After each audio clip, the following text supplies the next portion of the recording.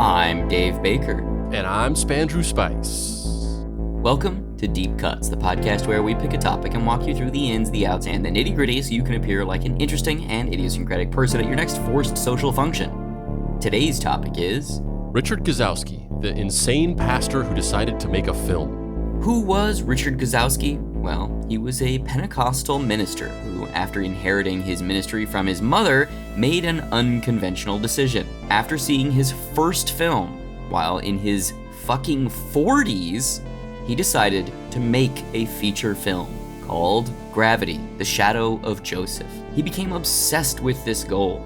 He convinced his church to fund the film, raised massive amounts of money, and began the process of making a biblically influenced version of Star Wars.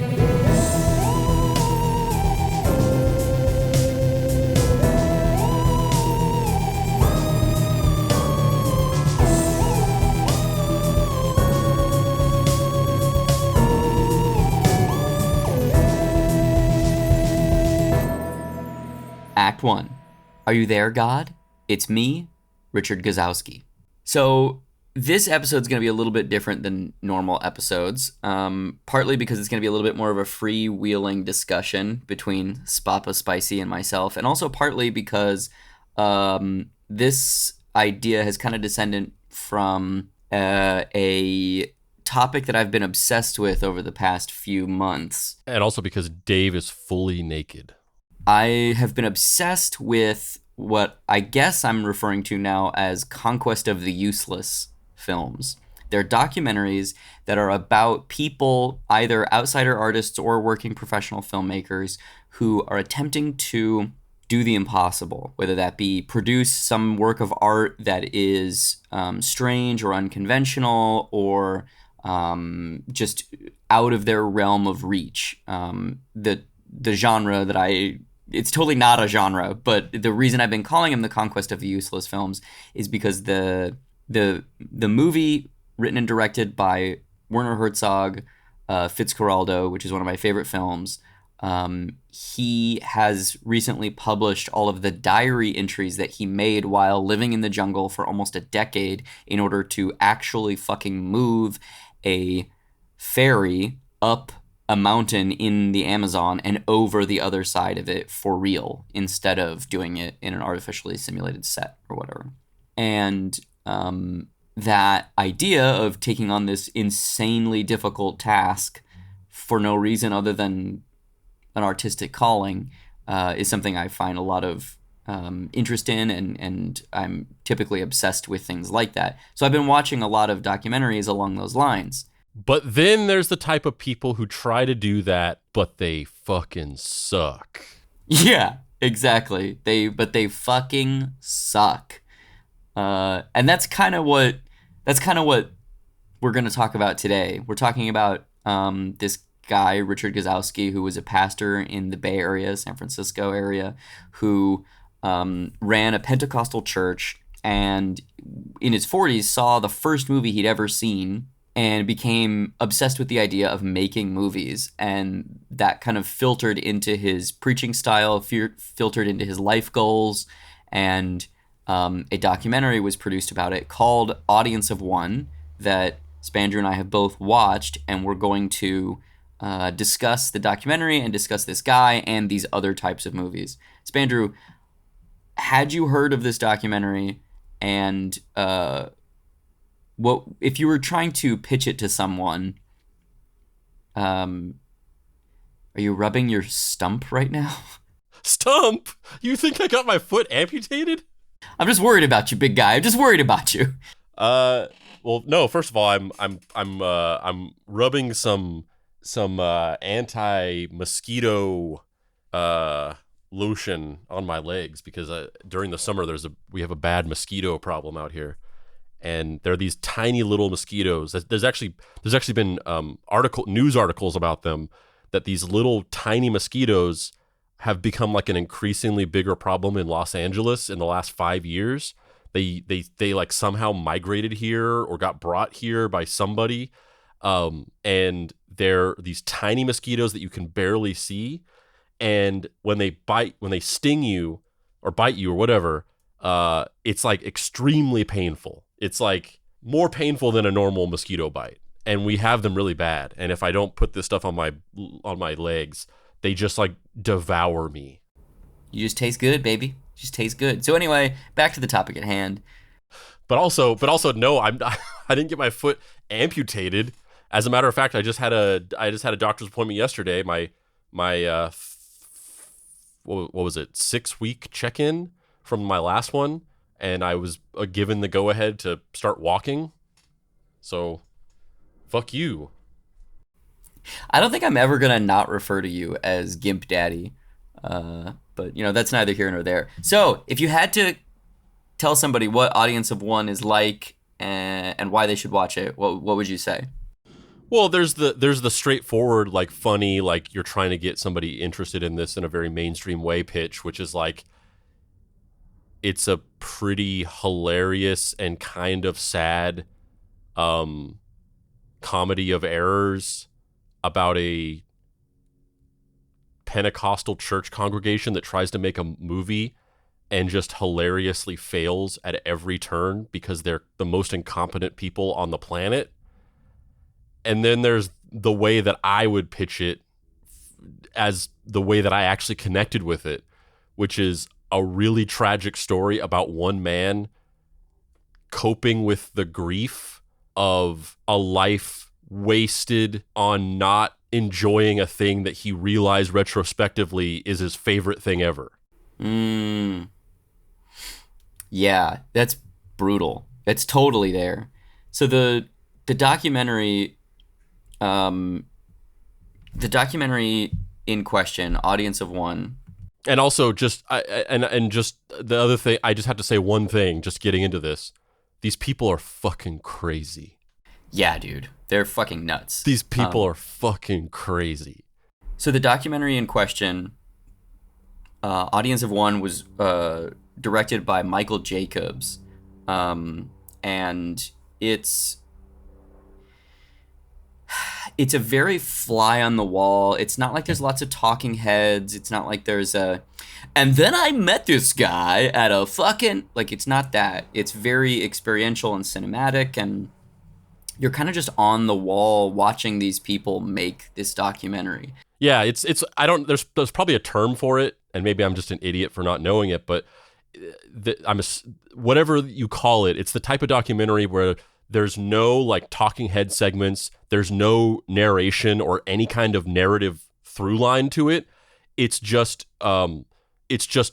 footage that has been crafted with a sort of like implied narrative through line with zero like scripted intentionality. So this guy, Richard Gazowksy, he has the beck and call of this Pentecostal church in the Bay Area. And he starts out by saying, like, God has given me a mission. We are going to make a movie. And it seems like everyone's like, are we though? And him, his daughters, his son, and a few core true believers shore up enough support within the church that he starts raising money to make this movie. Do you want to talk about the technical specifications of how they decide to make the movie? Are you referring to the fact that the thing that I found funny was, in the beginning, as they're talking about wanting to make the movie, or as Richard is talking about it, he's saying all these things, these highfalutin things about this grand vision where, they want to make, what did they describe it as? I forget the term that he uses, but he basically is like saying we're gonna make the best fucking movie ever made, essentially. Like, the Rolls Royce of movies. He says they're gonna make the Rolls Royce of movies, implying that like they're gonna make the best movie ever made out of all the movies that have ever been made, even though he's only seen one.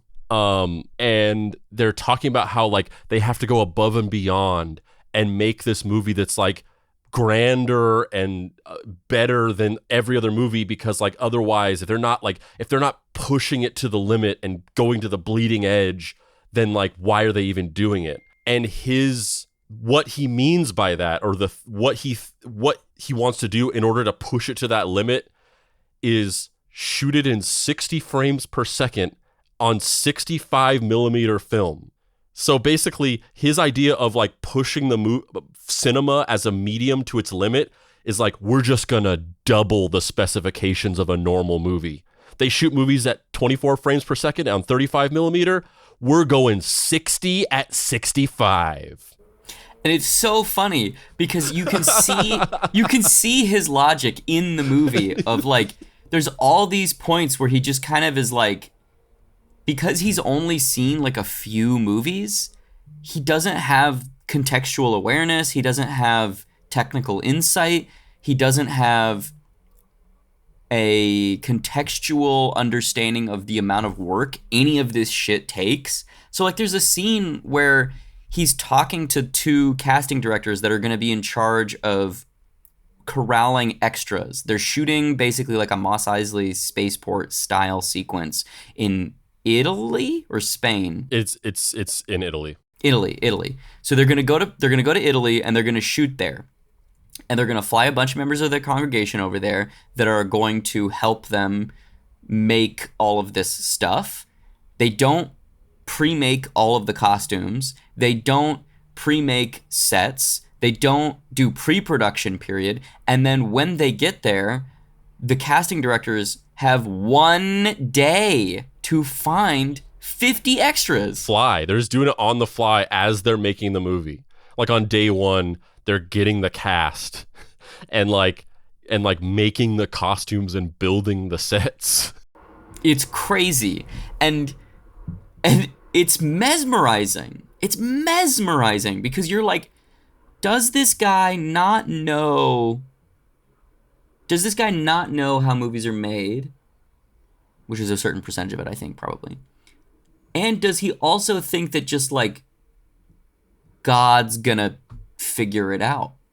Well, I mean, that's what we're gonna talk about a lot because, well, so wait, before we get to that, like, it cannot be overstated that the thing in his mind, which is like going to push the envelope of the artistic medium that is cinema, is that they're going to shoot the movie in 60 frames per second on 65 millimeter film, which is like, number one, they shoot movies at 60 frames per second all the time. They're called fucking soap operas. Like your movie's going to look like shit because you're shooting at 60 frames per second. Like you only need to shoot 60 frames per second when you're trying to like shoot like an action scene or something like that and you want more visual information. That otherwise your whole movie is just going to look like a soap opera.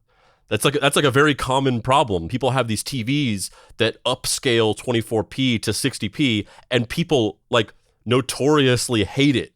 And like there's like instructions on how to like when the Mission Impossible 4 came out on video, Tom Cruise and Christopher McQuarrie put out like a PSA video being like, this is how you turn off the motion smoothing on your TV. And then in terms of 65 millimeter, it's like, that's just like a defunct film format that isn't used anymore. It doesn't make the movie better. It's not even 70 millimeters. It's almost 70 millimeters. Yeah, it's not even 70 millimeter, which is like, quote unquote, the large format film. Like it's literally better to shoot at 24 and 35. Like literally, it's not, oh God. But also you see people trying to explain these things to him multiple times in the documentary, and he just can't hear them because is it Dunning-Kruger effect, where you're like really ignorant so you think you know a lot as opposed to being really smart and being aware that there's stuff you can learn? Yeah. And that really is what it is, where like you can tell that Richard, like, he watched, so to take it back a little bit to the character of Richard Gazowksy, he's the pastor of a Pentecostal church congregation in San Francisco. And he's like a Nepo baby of churches because basically his father was a pastor, was this like really renowned pastor in San Francisco for years throughout the 60s, 70s, and 80s. And then he died. And then his mom like took over the congregation. But then like in the late 80s, she decided that she didn't want to do it anymore and she wanted to retire. And so she just like gifted him this church congregation. So he became the pastor. And like there's like multiple moments in the documentary where they're interviewing his mom, and you can tell that she's just like, yeah, he kind of sucks, but like I didn't want to do it anymore. Like you can tell that she like doesn't think he does a good job at running the church. And he's kind of just like a dunce. Like he's just like a dunce. He's like a goofy character. He's like fucking Jerry Gergitz from Parks and Rec. And so the beginning of the movie, the beginning of the documentary establishes that he never watched a movie. It doesn't explain why. You can assume that like his family growing up, they had this aversion to like secular life and didn't allow him to watch TV or watch movies. And he lived this very sheltered life that was like, you know, devoid of secular pop culture. And then at the age of 40, he watched his first movie ever. And also, they never tell you what the movie is. They just say so he watches, obvious. But it's but so throughout, obvious. But throughout the movie, he's like, there's like multiple scenes where he's like, all right, so this movie, we're kind of doing like this story from the Bible, but it's like also kind of like mixed with Star Wars. And then there's like another scene later on where he's like, all right, so there's gonna be this scene where they go into this place where people go to like, you know, get food and drinks, and there's like a big crowd in there, and they're like, they go in there and they have an altercation with these people, and there's all these different like people from these different colonies and all this stuff. And the other guy's like, oh, kind of like the cantina scene from Star Wars. And he's like, no, not like that at all. And there's like another scene and it's like, I wonder if the movie he saw was Star Wars. Yeah, 100%. And it's so funny. It's so funny because it's like he saw Star Wars and then he was like, I want to make a movie. And it's just going to be Star Wars, the only movie I've ever seen. Well, especially too, because like in that scene that you're describing where he's talking to the production designer, who this poor beleaguered production designer seems like a sweetheart, but man, this guy's just getting raked over the coals in every one of these meetings. And in that scene where he's like pitching this definitely not cantina sequence, the production designer is like, you can tell he's just like choking back bile, because he's like, don't you think that's kind of like a fucking cantina scene from Star Wars? And Richard's just like, no, I didn't even think of that at all. Yeah, that never entered my mind. Amazing. But yeah, so, and the other thing to sort of like set up or sort of like establish is just the dynamic of him and then his like church, because throughout the film they keep going to these, you know, these Sunday services where he's, you know, preaching to the congregation, and he's talking about making this movie. And it's so funny and strange because it's like if there was a cult, but if like the thing that the cult leader was like talking about had nothing to do with the cult members, and they just didn't benefit from it at all. And they were just kind of like, okay. Like he's sitting there being like, we're going to make this movie. And all these people in this church are just like, all right, what does that have to do with us? You're just up there talking about this movie and you're raising $600,000 and then $1 million and then $30 million. It's like, what the fuck does this have to do with us? We're just at this church. We don't benefit from you making this weird movie. Yeah, we're just trying to not like covet our neighbor. So they're all just like, they're all just sitting there. They're just like zero enthusiasm. They're just kind of like, and like they're invested in the church enough that they're kind of humoring him and being like, oh yeah. But they're also just like, what does this have to do with our church? Like, you're just making some movie? But what's really interesting is the intersection between those two ideas. Like when they go to Italy, they go to this fucking tiny village, middle of nowhere. There's all these Italian people who don't really speak any English. And what do? They start praying. What do they do before they start shooting? They sing worship songs. Like, that must be so fucking surreal to be somebody and like be aware of American culture and have this preconceived notion of what Americans are like. And then these fucking yahoos show up and are like, I could sing of your love forever. And they're like, fuck, man, these guys are weird. Yeah, and just doing these like prayers before, and it's just like these Italian people were just like, I don't care about this at all. Like there's a scene where they're like, all right, we're gonna do, and you can tell that they've been shooting for a couple nights, so they know what is happening, and they're like, all right, we're gonna do our prayer, and then one of the Italian extras just starts like jokingly singing, Jesus Christ Superstar, like she's like making fun of them, and then they're like, oh, quiet, and she's like, oh. And then they pray or whatever, but like they're just like fucking mocking them because they're just like, they can't speak English, so they don't even know what they're saying, and they just know that they do this prayer, and then her only like connection to that is like, Jesus Christ Superstar. The other thing that's really mesmerizing about it to me is the delta between the technical capability and the passion, right? Because they're shooting in 35 or 65 millimeter at 60 frames a second. So they've got this crane. They're hoisting the camera up. They're doing this big Mos Eisley sequence at night. There's all these extras. They've made all these fucking stupid costumes. And then the fucking film jams. Because that's what happens when you're cranking 60 fucking FPS a second, you know? Like, and it's the first time you've ever used a camera. Amazing. And the camera operators and the people who load the film, it's the first time they've ever used a camera. What are your thoughts on his family and the like extended group of characters that are in it, in terms of like the stuntman, the guy with that weird voice who like was the janitor at the fucking church who like becomes an actor for some fucking reason? Like what are your thoughts on all those guys? Well, first of all, you know how sometimes in movies they'll have these like weird like moratoriums or like things that they're like, we're only going to cast like these type of people, like in the Harry Potter movies, even though it was technically an American production and it was directed by an American guy. They were like, there will only be British people in the Harry Potter movies. We'll never have an American doing a British accent. For some reason, why did they say like the only people we can cast in this are meth heads? Dude, for real. Every fucking person in this goddamn production is a goddamn meth head. It's like a Christian movie, and they're like, it's gonna be all tweakers. We're gonna cure everyone's substance abuse problems through the power of Jesus and also George Lucas. There's this cast of people, which, you know, to be fair, they're not paying them, so it's like, what do you expect? And also, you can't really expect them to be respectful, because it's like they're just fucking, they flew to Italy and they're just like doing this for free.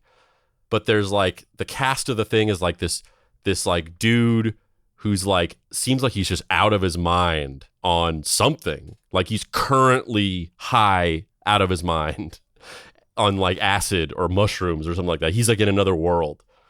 And then there's another guy who's like, he's like goes out of his way to make it known that he's like not religious. Like he's like, you know, they cast me or whatever, and I learned about this church, and it's like, you know, you can't drink, you can't smoke, you can't have sex, and it's like, I'm like, no thanks. Like I'll be in the movie because I agreed to it, but after that, I'm walking away because that's not me. And he gets drunk and confronts Richard at one point. Yeah, and then he's like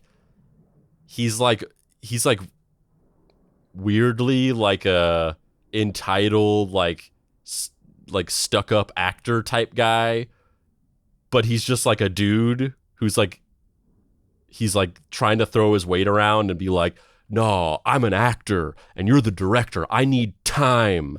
I demand time with you. That's how this works. And he's like confronting him, and he's like getting in his face and like poking him. And it's like, where'd you find these people? Like, you're making like this Christian church movie, and you've got like the weirdest, most like erratic people that you've cast. Like the crew members are part of the church, so everybody is like super demure, to use a phrase that somehow has like gotten super popular. And like really like they're all like his people, they're all Richard's people. But then the actors are all like random people they found. and they're like really kind of unhinged, and this guy's like getting in his face and like pushing him, and Richard just like doesn't know how to deal with it because he's like a 45-year-old man child. It's like, how did you get yourself in this situation? Yeah, there's so much of that too, which like a lot of the people are like training to try and learn how to do wire stunts or training to try and learn how to run in like goofy costumes, but they don't have the time to be able to do it right. So they're all like, everybody's frustrated and pissed off because of Richard's shortcomings as a director, because he's not a director, because he's a guy who's only seen one goddamn fucking movie. And it was Star Wars. And it was Star Wars. Imagine what would have happened if he had seen something else. Like, what would he have made if he had watched Apocalypse Now? The first movie he ever saw was Manchester by the Sea. The first movie he ever saw was Babe, Pig in the City. Yeah, he just wants to make like a talking animal film. Yeah, it's just like, we're going to make the Bible, but they're all going to be animals. I mean, that's a really fascinating aspect of it. And like, Star Wars is, in terms of like one frame of reference for what a movie is, like that's a pretty broad one, because like Star Wars kind of like set the tone for like what big Hollywood movies became. So it's like, if you're going to see one movie and base your entire understanding of movies off of it and then try to make a movie, I guess Star Wars is like a pretty all-encompassing choice. But it's also really fascinating, this idea of like, you've seen one movie and you can tell that he like, this is what I was going to say earlier and I kind of got off track, but you can tell that he saw the one movie and got like obsessed. And this is kind of going to the thing I said in the beginning, which I want to talk about more. But I think that he saw this movie and it was like where have you been all my life? And he got like hyper obsessed with the idea of making a movie. And like that feeling that you get whenever you're like a teenager and you start watching movies and you get inspired and you want to make movies, and then you spend your teenage years and your 20s like making movies, making short films and sketch comedy, all of that compressed into like one moment when you're 40 years old. And then he's like, I'm going to make a movie. But he literally has only seen one. His idea of like what a movie is encapsulated in one single movie. I'm just so curious about the logistics of that. How did he see it? When did he see it? Why did he see it? How did he learn how to write screenplays? Who did he show the screenplays to once he had a working draft of Gravity, the story of Joseph, finished? How did the fucking filmmaker, Jeremy Richards, what was his name? I said at the beginning of the episode, I can't remember now. But how did the director find him to make the documentary? Like, there's all of this weird stuff that is just left completely out of it, which makes it more artful, but also leaves all these gaps where I'm like, I want to know more. Well, my opinion, my thing that I got from it, which maybe kind of fills in all of those gaps, actually, is, and it's an explanation for, I think, why, this is why I was going to talk about it earlier, because the level of like confidence that he has, that he's like really good and he can make the best movie ever, which is like so not aligned with reality.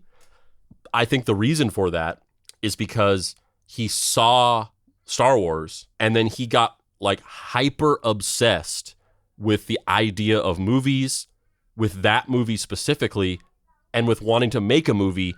And he went like deep down into like a hyperfixation rabbit hole where he read like every screenwriting book. Like he read Save the Cat, like the basic ones that everybody reads like when they're younger or whatever. Like he read Save the Cat. He read a Story by John Truby. Story by Robert McKee.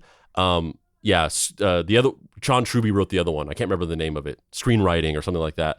He read the Screenwriter's Handbook. Like he read those. He like did a Google search of like what are the best books to read. So he read those 5 books, and then he read a bunch of like books, and he watched a bunch of videos about like camera gear, and that's why he's like technically knowledgeable about like what 35 millimeter is and 65 millimeter is and 60 versus 24 frames per second. He like is aware and knowledgeable of those technical details, but he doesn't like understand the actual practical application of what they are.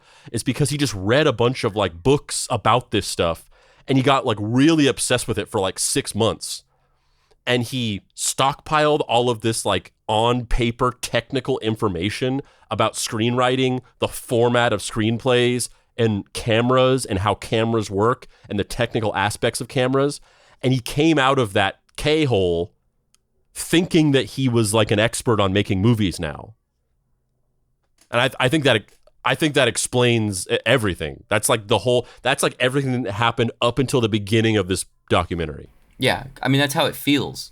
But Spandrew, I want to know. I want to see him try and convince me that he understands Robert McKee. You know what I mean? Like, I want to hear him say the hero's journey, hero with 1,000 faces, and then like not be able to really explain what it is other than just like, well, it's the hero's journey. Yeah, but what is that? Well, it's the hero's journey. Like he feels like that type of guy. And there's a scene when, and it's like, it's funny, but it made me feel so sad, and this level of like empathy or sympathy that I couldn't even describe. But there's a scene where they're like in this room and they're going over the screenplay, because it's in the beginning when they're like, he's written the script and they're like going through it and being like, we need this prop and we need this and we need to cast this person. And there's like, they're going through a scene and there's like a bad guy character that's like the Emperor Palpatine guy.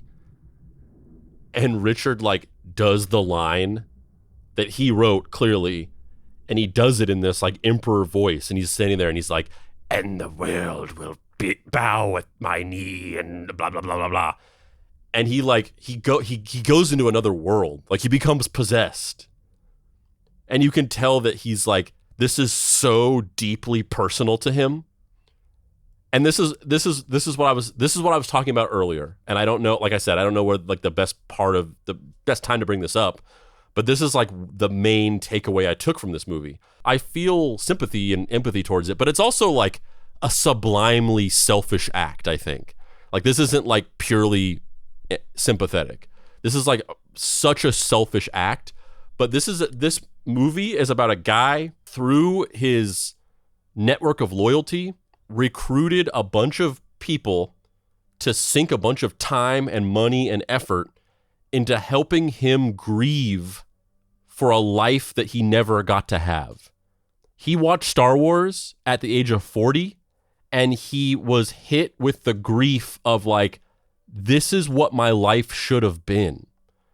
I should have watched Star Wars in the theater in 1977 and then become obsessed with movies and started making movies whenever I was like a teenager, and then become a director and all of this stuff that didn't happen to me. And he's like trying to like grapple with the grief of that by making this movie. And he's enlisted all these people and tricked them into thinking that they're building this, because this is the thing we haven't even gotten to, but the whole idea of it is like, we're going to make a Christian movie studio that's going to make these like religious films that are $300 million budget, and they're going to be as good as the best movie in Hollywood, but they're going to carry the message of God with them. And that's like the conceit of it, and that's how he's roped all these people into doing it. But in reality, it's just him trying to exorcise the demon of his like stillborn inner child. It's really bleak when you put it that way too, because his coping mechanism for that is delving even deeper into the religious fervor and psychopathy that he's already embroiled in. So he has this limited network of support from these people that are bound to him due to a religious calling. So he's able to manipulate them into giving him money to start the thing, but it's not enough to get enough money to finish the thing. So what he does is he starts lying, and he starts saying, he's just like willing things into being, but using the framework of religion to manifest that. Let's watch the scene where they come back from Italy. They've rented a studio, like a production space in San Francisco, and they start marching around it in a circle, waving flags and screaming to God?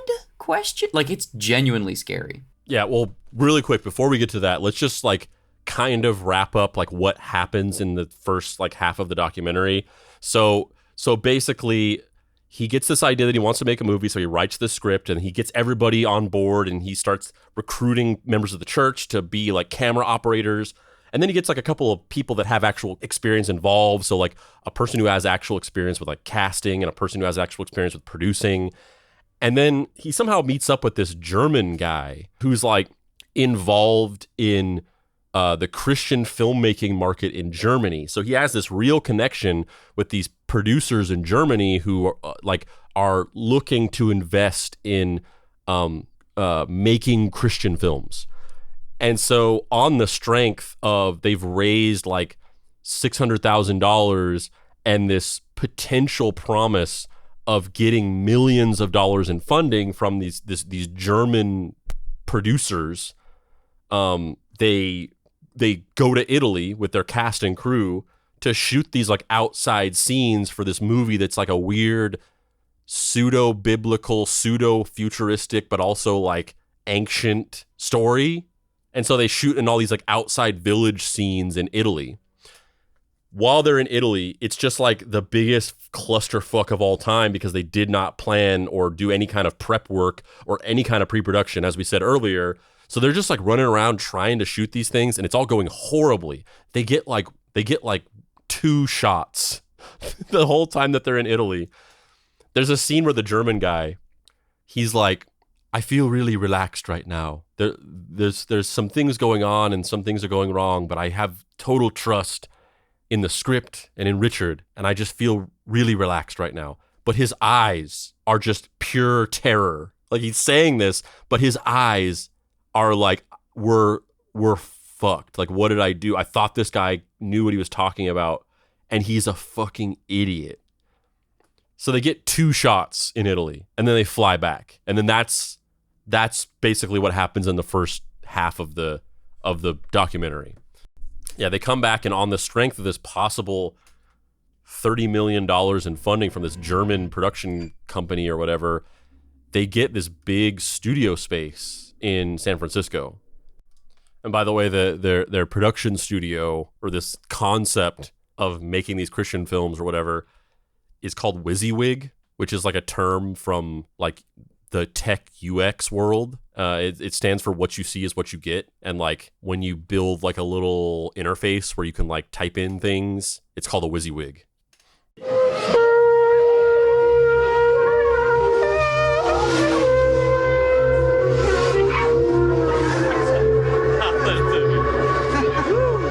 Lord, we praise you, God. We're doing this, God. Hallelujah.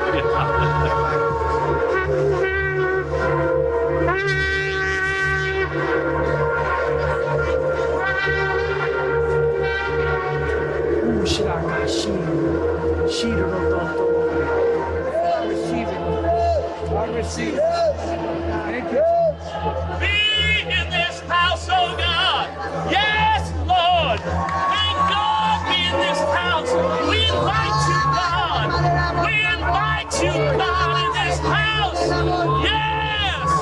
This is your house, Lord. We invite you, oh God. Be in this house. God, we dedicate this house to you. Lord, we pray. Be glorified.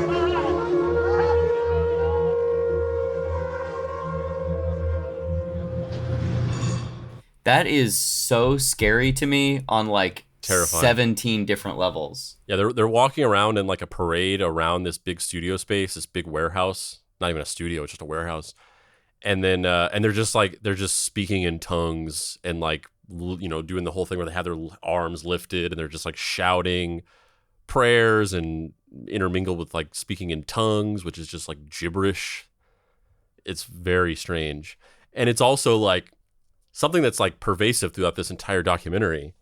And it was like during the phase while they were in Italy, and it's throughout the rest of it, is this idea that you mentioned before that I said is like a big element of this, which is that like at every step of the way, in lieu of like any kind of actual plan or any kind of like ideas or like the normal logistical aspects of doing anything, they just say like God will figure it out for us.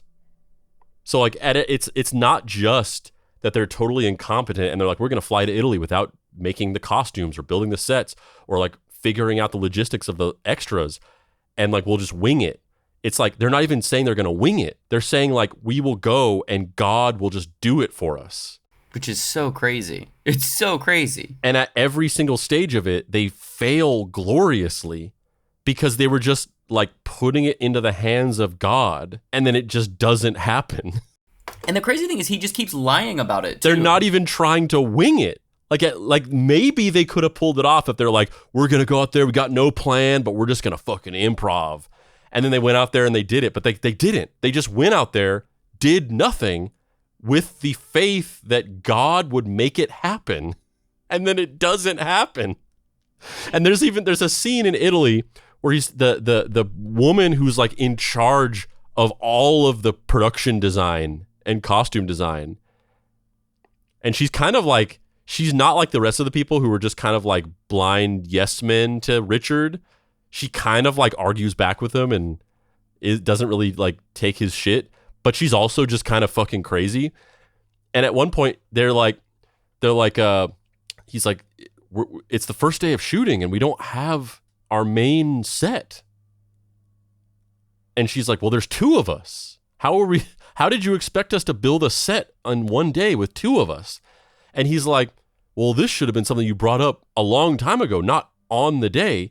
And she's like, I should have brought up that there was two of us and that it wouldn't be practical for two people to build a set in one day. And he's like, well, yeah. And she's like, well, it doesn't matter. And he's like, well, how are you going to do it? And she's like, God will take care of it. And there's this look on Richard's face where he's like, for the first time in his life, like, maybe we're crazy. Like, because it doesn't make sense to him. He's like, wait, because it's like, we're here. It's the real thing. This is my vision. This is what I want to do. We have to build this set in a day. And you're saying God is going to do it? And there's like this look in his eye like, that doesn't make any sense. Yeah, it's so interesting because he has this like artificial confidence due to his work as a preacher, right? So he's very comfortable getting up there and being like, and this is the way that I'm speaking to you because of preaching and a pastor. And like he tries to use that in real life sometimes, and the artifice kind of crumbles. Like later on, so after they move back to San Francisco, they get this studio called Treasure Island. They try to start making the movie there, but they don't have the money, so they can't do any of the green screen stuff for the movie. And then they fall behind on rent, and then they just stop paying rent. And then the city comes after them for back rent. And then he gets on the phone with the deputy mayor of San Francisco, and the mayor is like, all right, dude, you owe us X number of thousands of dollars. And he's just like, yeah, I don't think we're gonna pay that though, because like God's got a bigger plan for us, you know, like we're just going in another direction and it's God's direction, you know what I'm saying? And then they get taken to court for it. Yeah, and he's like this isn't the thing about this is a test for the city. This God is testing you. It's not whether we can pay it or not. It's, are you prepared to have faith in God? And he's like, because the conceit is that they have $30 million in funding coming from this German studio. Oh, dude, it's not 30. It's like 150 million. Oh yeah, it ends like, up becoming crazy. It ends up becoming 150. Which, for the record, is not true. It's not true. That's not coming. But he just starts saying that to people. Well, there's a moment which, you know, I don't know if it was planned out this way, like they edited it this way on purpose, or if it was just literally just how it happened. But there's a moment towards the end where they go, and just to recap, the 30 million or 100 million or whatever it is in funding is because he connects with this German guy who has actual real connections with German religious movie producers in Germany that show that he, through his personal relationships, they show interest in actually, you know, funding the production of this like Star Wars-esque epic Christian film. So there's like real actual potential of this funding through this guy.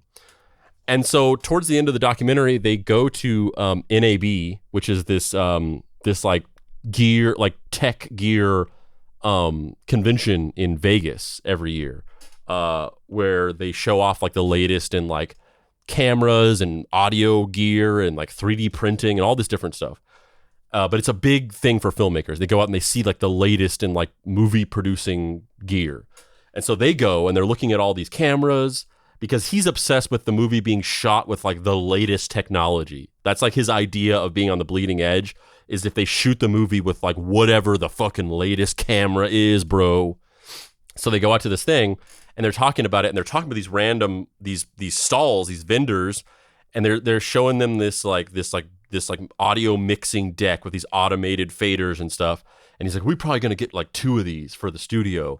And they're like, oh yeah, what are you doing? Like, what's your thing? What's your project? And he's like, oh, we're making this big movie. We've got $100 million in funding. We could probably get it up to $300 million. And he's talking about this funding. But then after that, they're sitting there in the convention and they're talking to Richard.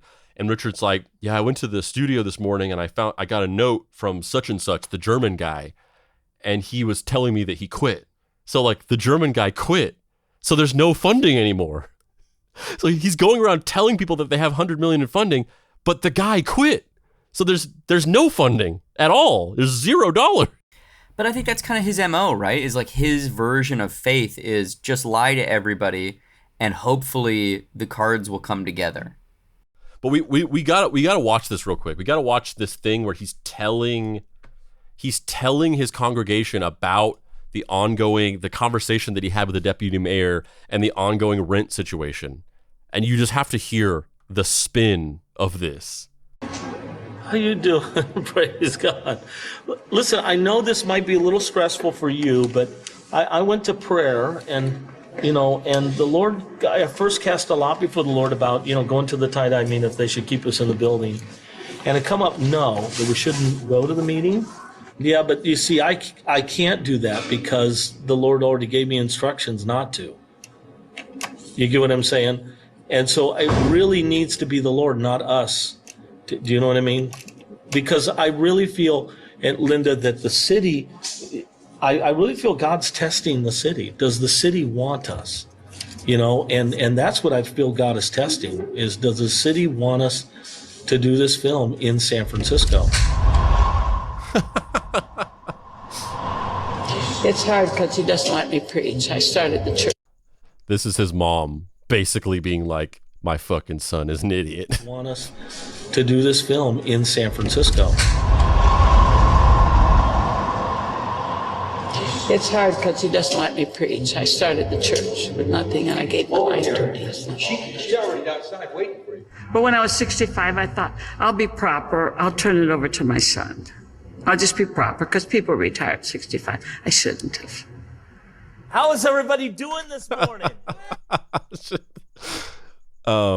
And this is where he basically spins this whole rent situation to the church, which, by the way, the church is like, there's barely anybody. It's like they have this church and like over half of the seats are empty. Yeah, man. Oh, I'm telling you, it's God's so cool. I can't tell you how enjoyable it is to serve the Lord. Now, I want to give you a couple of the facts. And the reason I'm going to do this, because some of the stuff I'm going to share with you is going to sound maybe a little negative. And you can't freak out when you hear negative stuff, because you've got to look through the eyes of faith. January, we did not have the money to pay the rent on the studio. The city is making a decision now they're going to let us stay. And you say, well, how can they let you stay? You're not paying the rent. Because I went to the deputy mayor and I told him, I says, look, we can't afford to pay the rent now, but funding's coming. He says, do you have proof of the funding? I said, you got my word. That's proof. Well, he says, I want it substantiated. I says, I'm not going to substantiate it for you. He says, why? I said, because you need to believe. This is not about me just believing. You need to believe. He says, but I'm with the city. I said, the city needs to believe. If you're going to have us make a Christian movie that costs $200 million and pour $200 million into this city's economy, you'd better believe. That's all God wants out of you is belief. He said, well, what's going on? I said, we are like Moses standing at the Red Sea. Now, you're going to turn and run back into Pharaoh's army, or are we going to believe God's going to open the Red Sea? When's it coming? I have everybody ask me this question, from the mayor down to the garbage collector of our trash. When's it coming? The wind blows where it will. Second wind! Second wind! Second wind! You are receiving a second wind! Run! And here it comes, the second wind, yes! He's fucking insane. This seems fake. Like this seems like that Righteous Gemstones show. Like this can't be real. We have to let's finish talking about this, and then we have to go to the end of the movie and watch the end monologue that he gives. It's very similar to this. You know what I'm talking about? Yeah, but also, again, like, he's preaching this to a bunch of people in this church that are like, what does this have to do with us? You're talking about paying rent on some movie studio? It's so good. What? It's so good. But this is like in this genre of these Conquest of the Useless films, this is a specific version of it, because usually it's a person who's motivated by, you know, I am an artist, I've worked years, I've honed a craft, I've really developed a vision, you know, and sometimes the films don't get made or finished or whatever. Like, sometimes they're outsider artists, sometimes they're massive professionals, right? Like, I think other movies I would put in the same category as this are like Hearts of Darkness, the documentary that Francis Ford Coppola's wife made about the making of Apocalypse Now. The Henry Darger documentary that we played excerpts of during our Henry Darger episode. The Werner Herzog documentary, My Best Fiend, about his relationship with Klaus Kinski. And then I watched this movie and two other movies all in one weekend. Mancunian Man, which is a documentary about a guy named Cliff Twemlow, who's a filmmaker and musician who worked as a bouncer at a bar, got the bug for making movies, and self-produced a bunch of like urban gritty like British gangster films in the 70s and 80s. And it's about how that kind of took over his life and how he made like 7 or 8 feature films, but only 1 or 2 got released, and about the quirky cast of characters that helped him make all these movies. And it's a fascinating movie, Mancunian Man. And then the other one is this film called Mail Order Murder, the story of Wave Productions, about an erotic mail order film company where you could pay them to make feature films about fetishes. So like, I really want to see a woman get strangled and then drowned in peanut butter. And they would come up with a movie, shoot it over a weekend, and mail you a VHS of that movie. Yeah, me too. Yeah, me too. And so I watched Mancunian Man, Mail Order Murder, and then this movie, Audience of One, like all in one weekend, and I was just in heaven. I was like, this is the greatest triple bill that no one other than me cares about. Like, it's not surprising that we're spending so much time talking about this thing. And we may do episodes on Mancunian Man and Mail Order Murder as well at some point. But man, I just loved seeing this guy's brain unraveling as he's fueled by ambition, trying to make this shit work. Yeah, and just nothing but ambition. No skill, no putting the legwork in, no 10,000 hours. This guy hasn't put 10 hours in.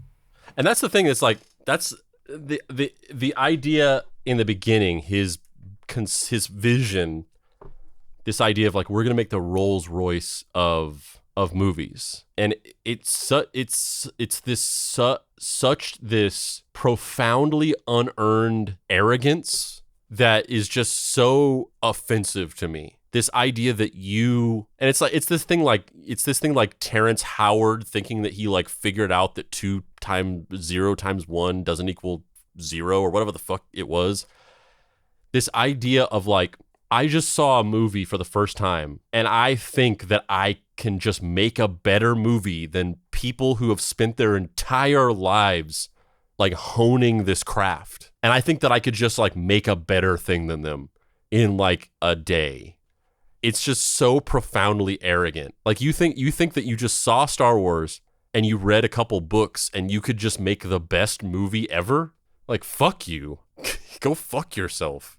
Yeah, I know. And it's literally not even like oh yeah, I saw this made-for-TV Dracula movie. Like you saw the movie that has turned into a global religion.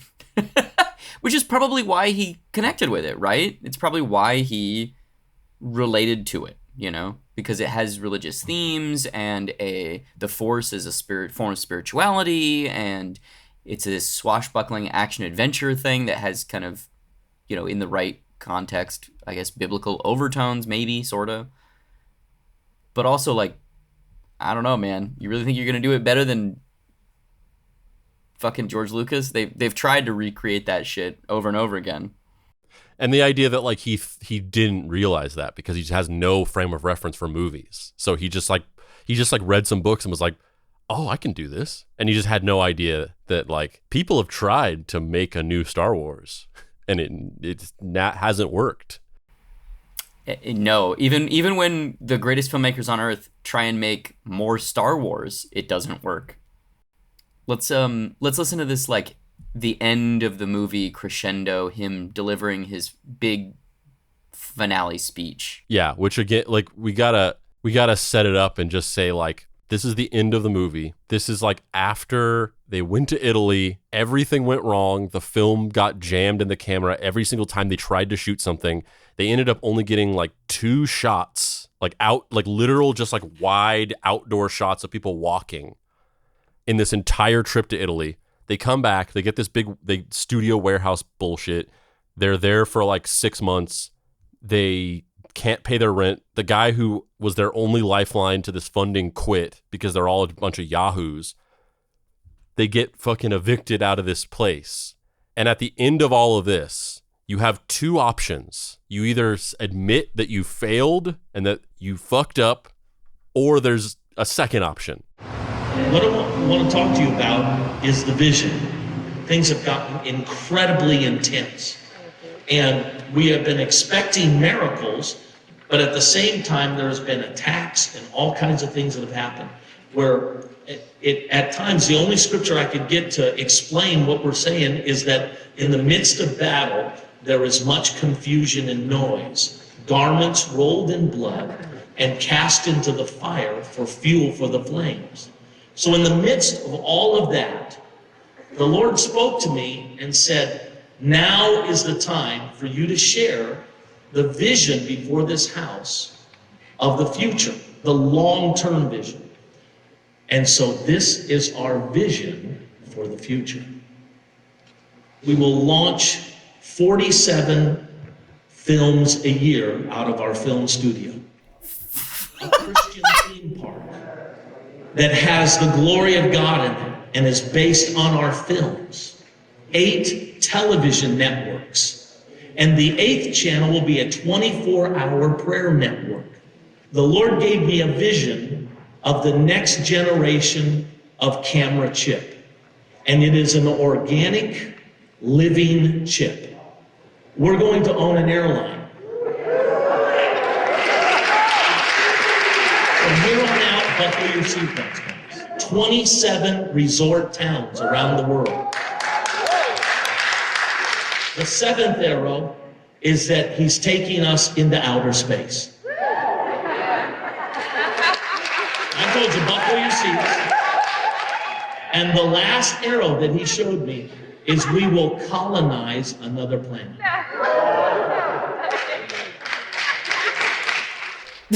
What?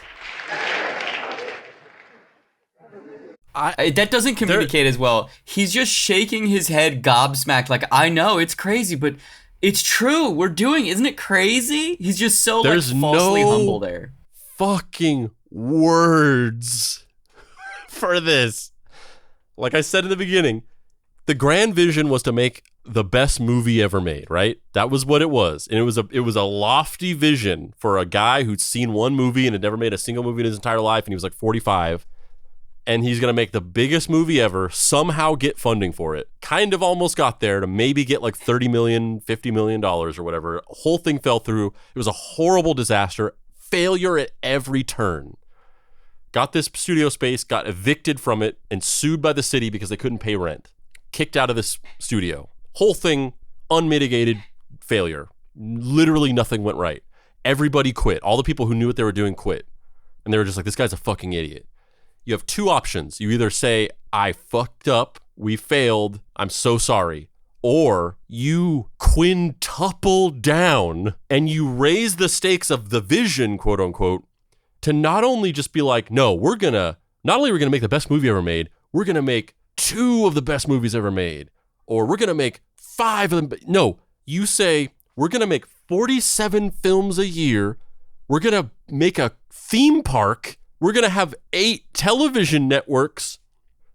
We're going to invent an organic living camera chip. We're going to have an airline. We're going to have 27 of our own cities that we built around the world. We're going to go to outer space and we're going to colonize a planet? This is beyond the insanity of the whole other rest of the movie. The whole other rest of the movie is like, these people are fucking crazy. They thought they were going to make this movie, and they went to Italy and they just had no plan, and they're sitting there like speaking in tongues in front of all these Italian citizens, and they rent this fucking warehouse and they go around it speaking in tongues, and they think that the city is going to like have faith in them. These people are fucking crazy.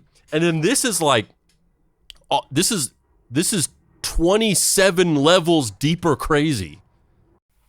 It's kind of amazing. Like, it's so transparent what he's doing, but just to have the gall to do it, you kind of got to give it up to the guy. You know, it's beyond like used car salesman. Yeah, and the thing he's doing is, I had this promise that strung everybody along for this journey of making this movie, but we ran into all these roadblocks and it became impossible to continue forward.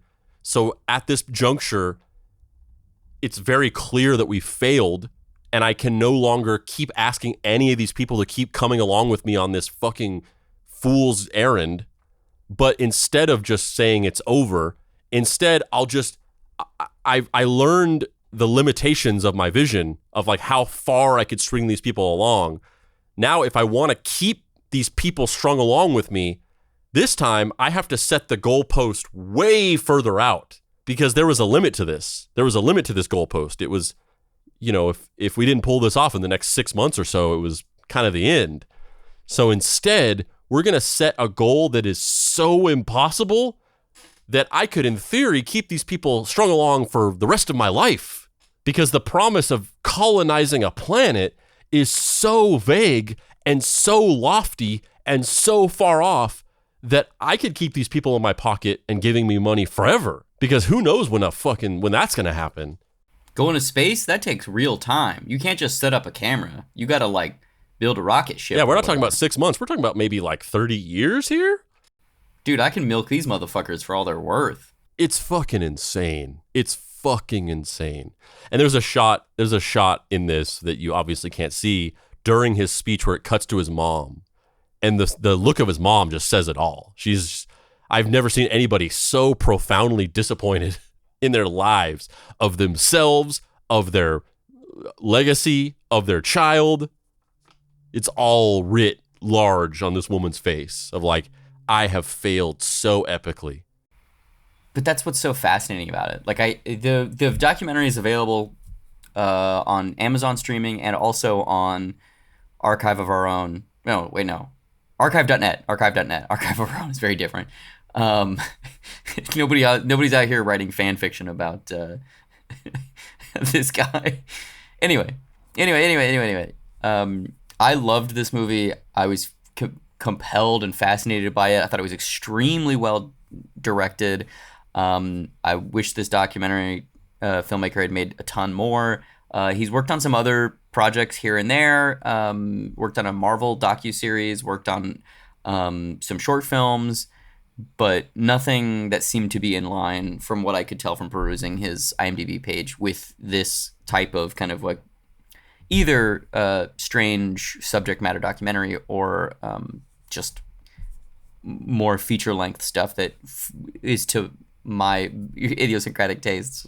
But maybe if we all watch this over and over and over and over again, maybe he'll get some steam in Hollywood land and be given the reins to make another weirdo documentary.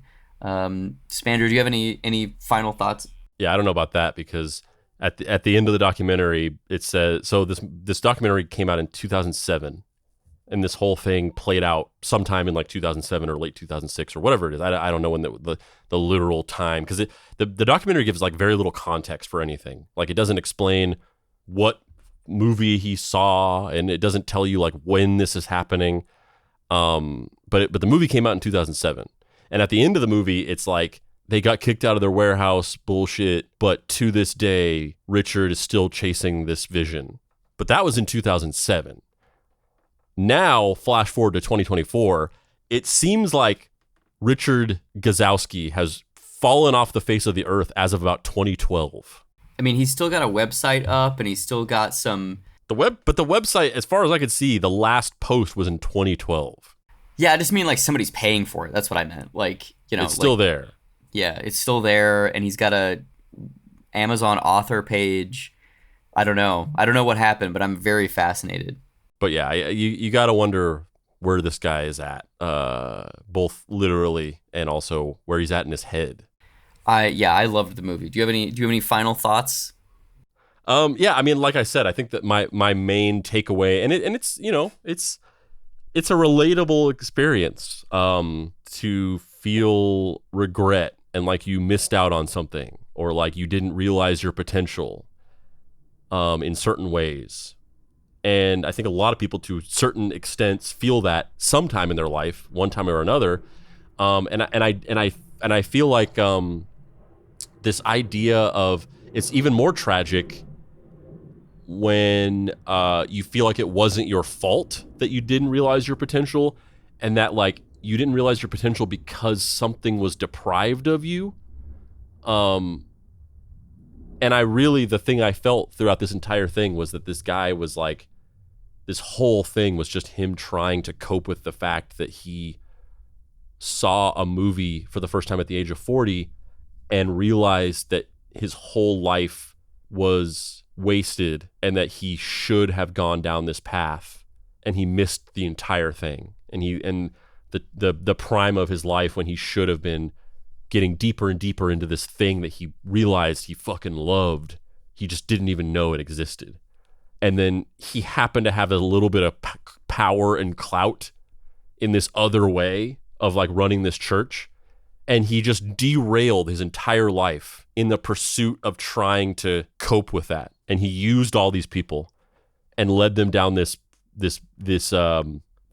farce of a path in the pursuit of just trying to like clutch at this thing that he felt slipping through his fingers. And that's both very tragic and sad, but also just like very shitty and like selfish. And he's a fucking asshole, I think. But also you can't help but sympathize with him a bit. I agree with everything you said. And also that the entire time I was looking at his daughter being like, I can fix her. Yeah, we didn't even talk about that. Yeah, he's got a daughter. She's fucking crazy too. Yeah, she is. But you know what? So am I, baby. But Dave can fix her. Well, on that note, I'm Dave Baker. And I'm Spandrew Spice. This has been Deep Cuts. If you'd like to find me on the internet, you can do so at heydavebaker.com, where you can find my books like Halloween Boy, Mary Tyler Moorhawk, and numerous other graphic novels and comics. Spandrew, where can people find you on the internet? If you want to pay your respects to the dear beloved Papa Pricey, you can get his book, Deadbolt AI Private Eye, by going to his website, dapricerights.com, which, similar to Richard Gazowski's, is still up, still being paid for by somebody, despite the fact that he has been gone for several years. And you can follow us on social media by going to Facebook and searching Deep Cuts Podcast. You can join our Facebook group by searching Deep Cuts Podcast Facebook group, where we talk about the show, make memes, and other cool stuff. You can join our Discord server, bit.ly.com/deepcutsdiscord, where we talk about the show, make memes, play games, and other cool things as well. You can follow us on Instagram at Deep Cuts Pod. You can follow us on TikTok at Mystery Treehouse, and you can follow me on TikTok at Deadboy Detective.